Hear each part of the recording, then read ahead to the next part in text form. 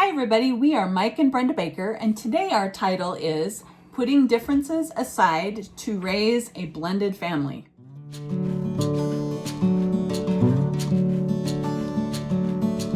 All right, so putting differences aside to raise a blended family. We're not talking about you and your kids, we're talking about you two.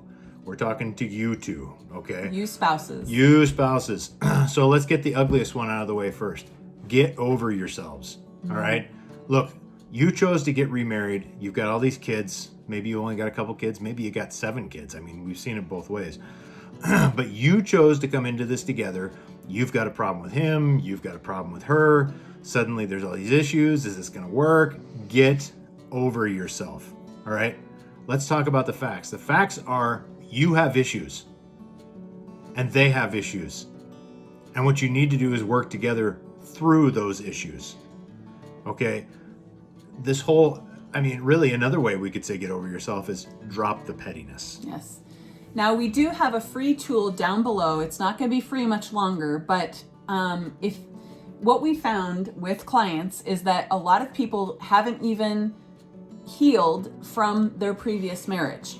And so down below there's a link to a free course, and it says free course in the link. And what it's going to teach you is how to let go of the past and move forward.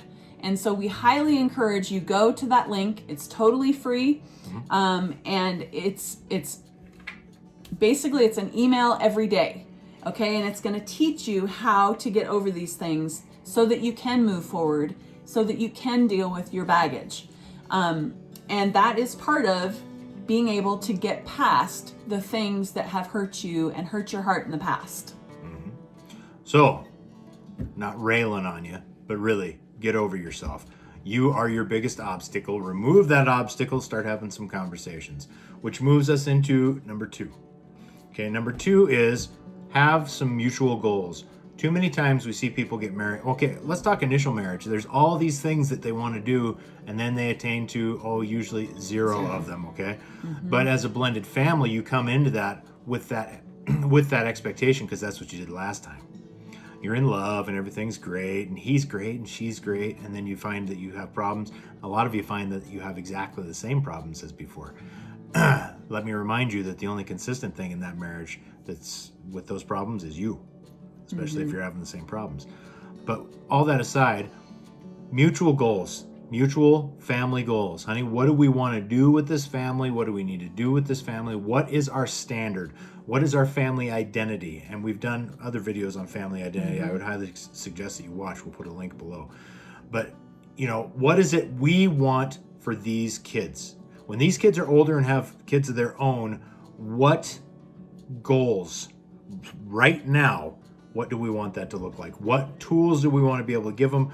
What things do we want to be able to provide? What legacy do we want to be able to push forward? What are our mutual goals? Right, and we highly encourage you to have some fun things within there as well. One of the things that we always wanted to do was to go to Hawaii for the first time, and it took us a while because we had some financial problems due to child support and him being the only income and things like that. But we set that goal and we reached that goal, and it was awesome. It was the honeymoon we never had prior to that. So make sure that some of the goals that you set are fun and they're something to look forward to, because really goals are boring if you don't have anything that is going to reward you along the way. Because as a married couple, this goes for regular married couples and blended families too. Family goals, you're still a couple first. All right? Yep. You're still a couple first. And those family goals, you were, before there was ever kids, a family unit. Okay? So just remember, that's why she's saying do something fun too. It doesn't have to always involve the kids. The greatest gift that we gave our kids was our relationship and the fact that it was as strong as it is.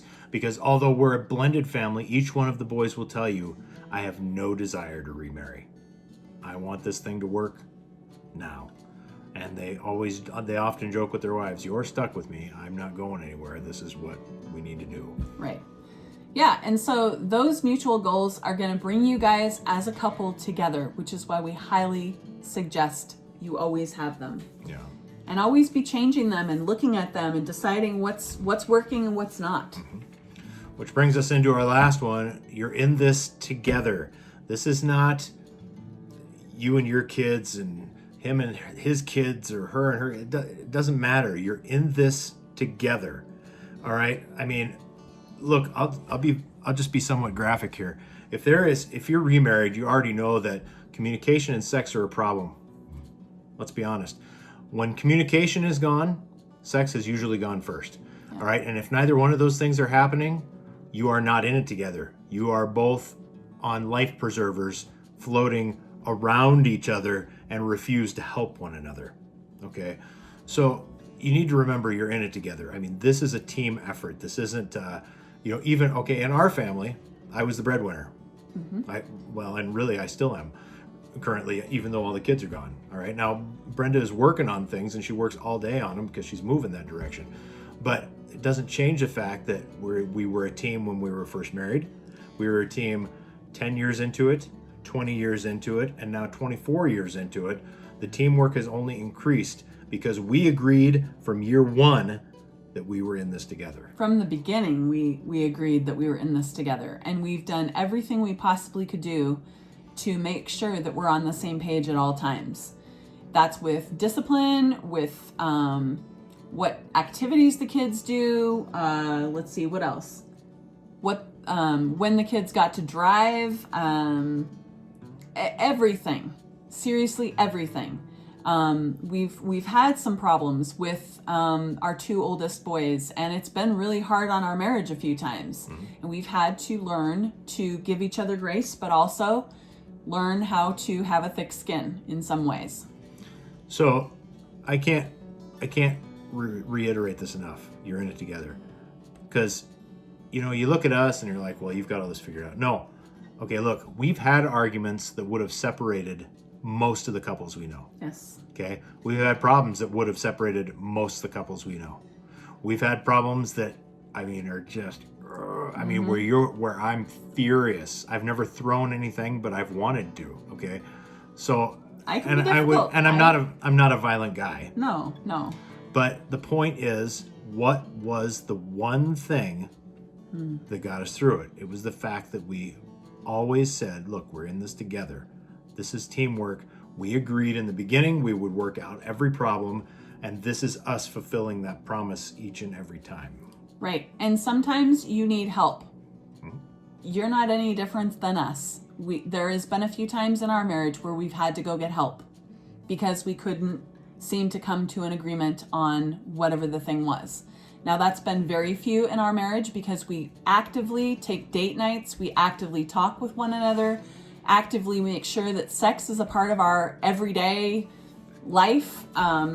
We do everything that we can to stay on the same page, but that doesn't mean that problems and hurtful things don't come up that you have to deal with.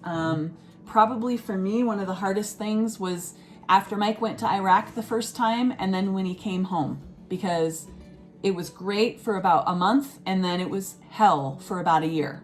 Not because of anything Mike was doing per se, but we had grown apart as a couple, and it was really, really hard to regain that.